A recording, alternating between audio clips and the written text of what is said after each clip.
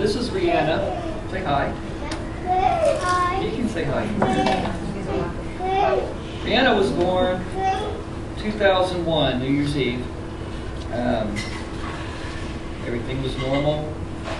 Just absolutely wouldn't have expected anything odd or weird to happen.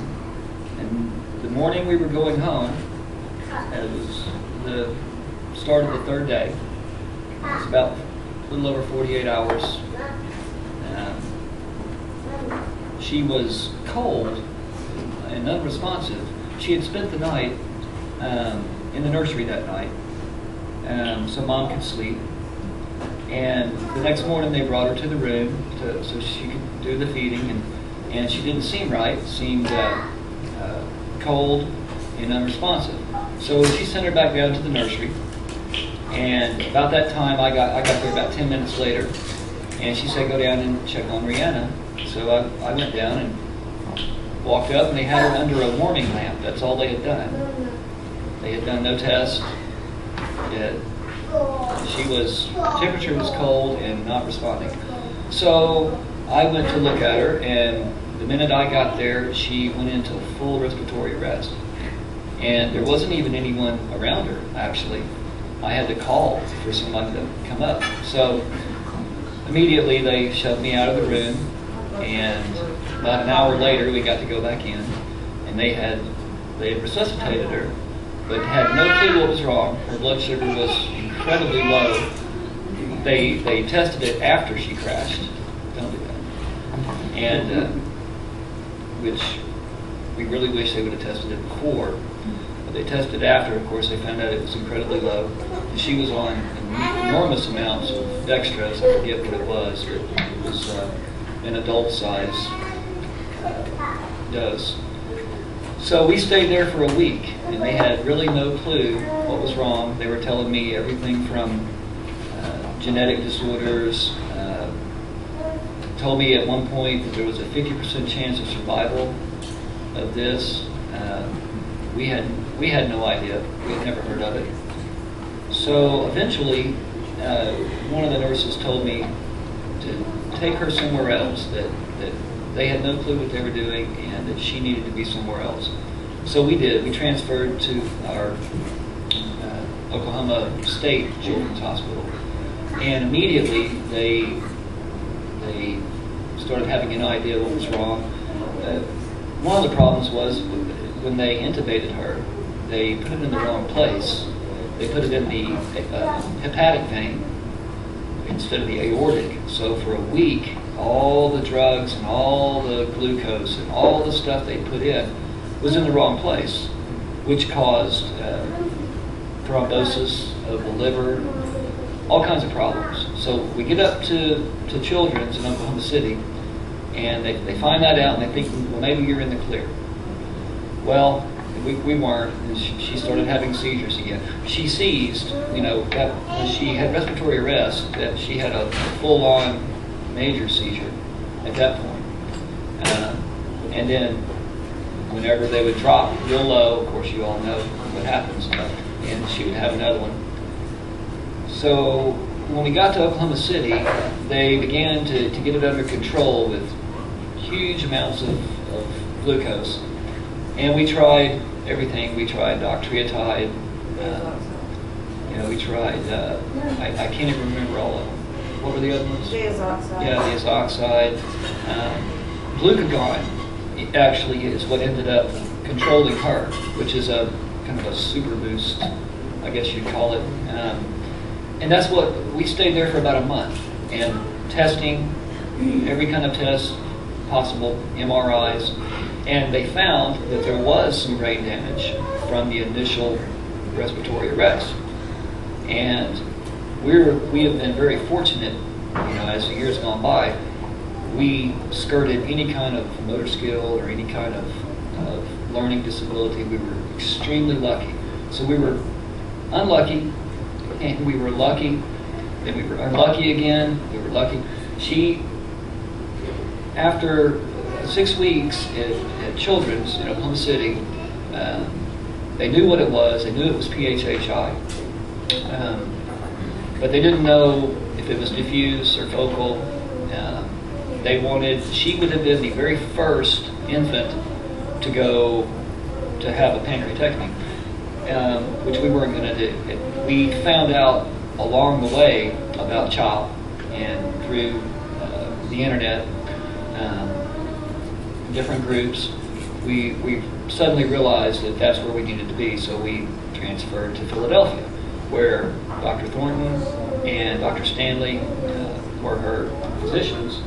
And eventually, after all the testing, we did the scan, which didn't work, actually gave her a blood clot in her leg, because she was so tiny that, and I forget what she weighed at that point, but she was pretty tiny. She was 6 pounds 9 ounces at birth, and she lost a little bit during childhood. 6'9" at birth, but she was probably still right about 6'9" at the time we got to CHOP. So the test to find out where the lesion was unsuccessful. So we had to wait yet another week for the blood clot to clear up. So eventually we knew it was focal, but we didn't know where, which was, once again, lucky. Once again, unlucky, they had to just go in and slice away until they found it. And we got to about 60%, they had still not found it. So we just said, you got to go on until you find it. Well, Adzik, and Dr. Adzik, who's got to be the world's best surgeon ever, found this lesion behind the bile duct just by feel. Just found it, knew it was there. And so they were able to only take 90%, which was devastating to me. I thought that's bad. But apparently they came out, they're cheering, and they said she's cured. And I thought, well, I guess we'll see. And sure enough, from that point on, we have never had to take any kind of meds for blood sugar. She runs about anywhere from 98 to 130, 135. Pretty normal. But 4 years old, and we went on, and she developed just fine, no problems. We thought, wow, we're in the clear. Lucky again. Well, unlucky again. At 4 years old, she had a massive seizure for no apparent reason. Found her unresponsive in the bathroom. Yeah, found her unresponsive one Sunday morning. I heard her coughing in her bed, and I got up to go check on her. Found her in the bathroom. She was not breathing. Yeah, she was just about not breathing, and we just, once again, lucky, got there just in time. Well, of course, we had every kind of test done, the MRIs, everything. They all came back negative. They had no idea why she's having the seizures. So we wrote it off as febrile at the time because she did have an ear infection. So we thought, well, maybe she spiked a fever. Well, 6 months later, it happened again. And we did the same things. Every test came back negative. They had no idea. So another 8 months went by, she had another one. Well, they were getting further apart. So we thought, well, perhaps they're going to go away. They're febrile, because that's common in kids. Well, they didn't. They got about a year apart, and then all of a sudden they were happening once a month. And they got a little worse. So we had been fighting the idea of giving her this medicine, which is trileptal, which carries some pretty heavy side effects, or can. It just depends. Weight gain is one, and which I couldn't see, after being cured of the insulin problem, her gaining enough weight where she couldn't make enough insulin to support, and all of a sudden she'd be diabetic, which is the very thing we were lucky with in the first place.